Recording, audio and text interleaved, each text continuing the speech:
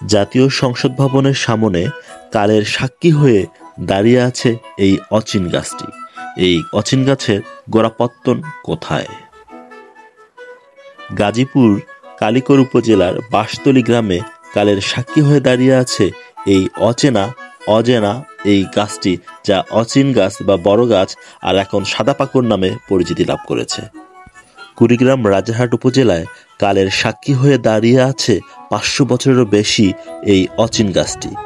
এই অচিন গাছটি নিয়ে মানুষের রহস্যের কোনো শেষ নেই। নাকে মুখে রক্ত বলি মারা গেছিল সে লোক।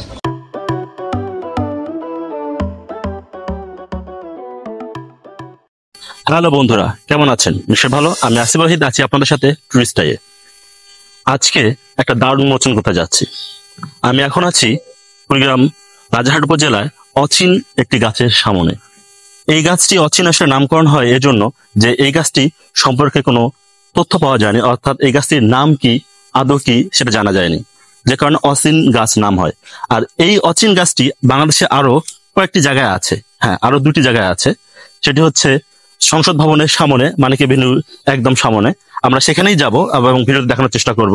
আরটি আছে গাজীপুরের কৈকুর উপজেলার বাঁশতলী গ্রামে, আমরা সেখানেও যাব এবং দেখার চেষ্টা করব আপনাদের যে আসলে এই 3টি যে গাছ রয়েছে, এই অচিন গাছ, এই 3টি গাছ কি একই কিনা, এবং এই 3টি গাছের যে পাতা, যে বৈশিষ্ট্য সব একই কিনা, এবং এখান থেকে সেটা স্থানান্তর করা হয়েছে কিনা, এটা ঠিক আছে কিনা।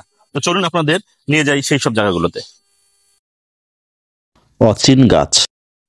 সারা বাংলাদেশে অচিন গাছ আছে 3 জেলায়: ঢাকা, কুড়িগ্রাম, গাজীপুর।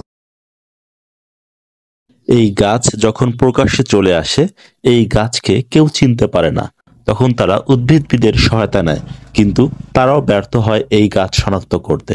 পরবর্তীতে এই গাছের নাম হয় অচিন গাছ, যদিও বা বিশেষজ্ঞরা মনে করে এটি পাকড় প্রজাতির একটি গাছ।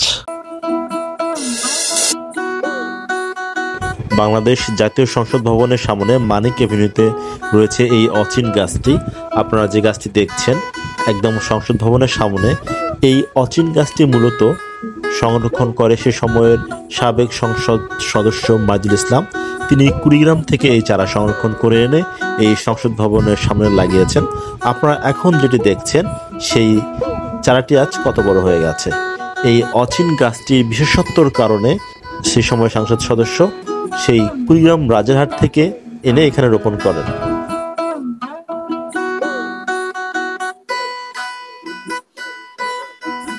বাংলাদেশ জাতীয় সংসদের সামনে মানিক এভিনিউতে যে অচিন গাছটি রয়েছে, আপনারা কিন্তু সেই গাছটি দেখছেন।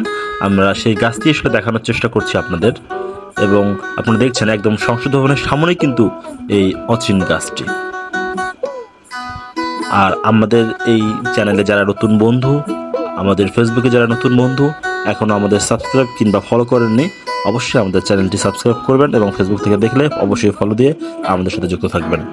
কমেন্ট করবেন আপনার মতামত জানাতে আমাদের কমেন্ট সেকশনে।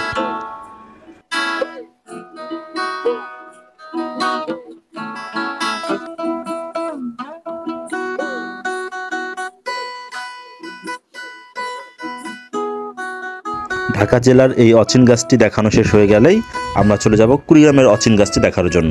বন্ধুরা চলুন আমরা আগাই। রহস্যকেন্দ্রিক এই গাছটির আনুমানিক বয়স 500 বছরেরও বেশি। স্থানীয়রা পৌরাণিক কাহিনী ছাড়া এই গাছটির জন্মবৃত্তান্ত বা পরিচয় কিছুই বলতে পারে না। তাদের কাছে এই সম্পর্কে বিভিন্ন কাহিনী শুনে এসেছেন। স্থানীয়রা পৌরাণিক কাহিনী ছাড়া এই গাছটির জন্মবৃত্তান্ত বা পরিচয় কিছুই বলতে পারে না। বিশেষজ্ঞের মতে এই গাছটি পাকড় প্রজাতি। এই গাছ নিয়ে কথিত আছে ভারতের আসাম রাজ্যের কামরূপ কামাখ্যা হতে আগত একদল জাদুকর চোখের পলকে এই অচিন গাছটি এখানে লাগিয়েছেন। আর এই গাছটির নাম কেউ না জানার কারণে স্থানীয়রা এই গাছের নাম দেয় অচিন গাছ। আবার অনেকের মতে এক পীর সুদূর পশ্চিম থেকে অপরিচিত এই গাছের চারা এনে এখানে রোপণ করে। সে কারণে এই গাছটির সঠিক তথ্য না পাওয়ার কারণেই অচিন গাছ হিসেবেই স্বীকৃতি লাভ করে। এমন রহস্যময় কারণে এই অচিন গাছকে নিয়ে মানুষের কৌতূহল বা আগ্রহের কমতি নেই। এই অচিন গাছটি তার শাখা প্রশাখা বিস্তার করে প্রায় 10% জায়গা জুড়ে। 2016 সালে কুড়িগ্রামের সেই সময়ের জেলা প্রশাসক জনাব খান মোহাম্মদ নুরুল আমিন এই অচিন গাছটি রক্ষার্থে নিচে বাধাইকরণ কাজ সম্পন্ন করেন, যেটি দেখতে এই গাছটিকে আরো আকর্ষণীয় এবং দর্শনীয় করে তোলে। অচিন যে গাছটি রয়েছে এটি তো আসলে অনেক পুরনো একটা গাছ। অনেক পুরানা। কত বছর হবে এটা পুরানা? এটা অনুমানিক করতে পারি আমি 600-র ঊর্ধ্বে হবে। 600 বছরের ঊর্ধ্বে হবে।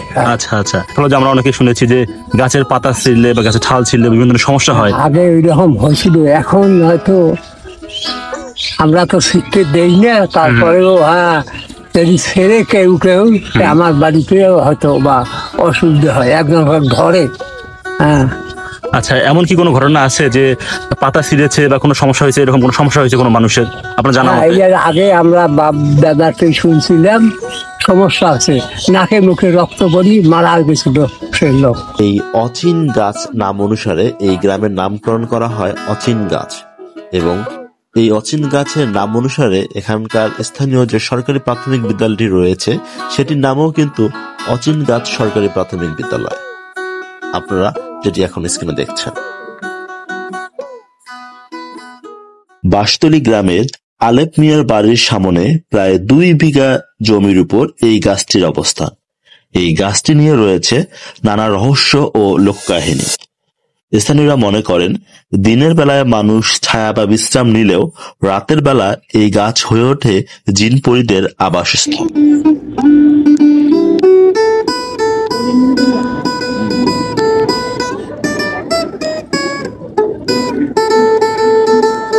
এই অচিন গাছ বৈশাখ চৈত্র মাসে পাতা ঝরে যায়, নতুন পাতা গজায়। পাতা মসৃণ ও ডিম্বাকার ফলের মতো। গাছটিতে এপ্রিল থেকে সেপ্টেম্বরে ছোট ছোট গোলাকার সাদা ফল ধরতে দেখা যায়, যা পাখিদের প্রিয় খাবার হিসেবে পরিচিতি লাভ করেছে। 2015 সালে 22শে মে বাংলাদেশ নদী বাঁচাও আন্দোলনের উদ্যোগে বিপণন উদ্ভিদ ও প্রাণী সংরক্ষণ ফাউন্ডেশন বাংলাদেশ ইপ্যাক বৃক্ষটির নিচে এক সভার আয়োজন করে। বৃক্ষটির বিভিন্ন বৈশিষ্ট্য দীর্ঘদিন ধরে পর্যালোচনা করার পর তারা এই সিদ্ধান্তে উপনীত হয় যে এই গাছটি পাকুড় প্রজাতির, এবং পরে ইপ্যাক ফাউন্ডেশন এই বৃক্ষটির নাম দেয় সাদা পাকুড়। বন্ধুরা, আজকের ভিডিওটি আমরা এখানে শেষ করছি। আপনি আমাদের চ্যানেল নতুন বন্ধু হয়ে থাকলে অবশ্যই আমাদের চ্যানেলটি সাবস্ক্রাইব করবেন এবং ফেসবুক থেকে দেখলে ফলো দিয়ে আমাদের সাথে যুক্ত থাকবেন।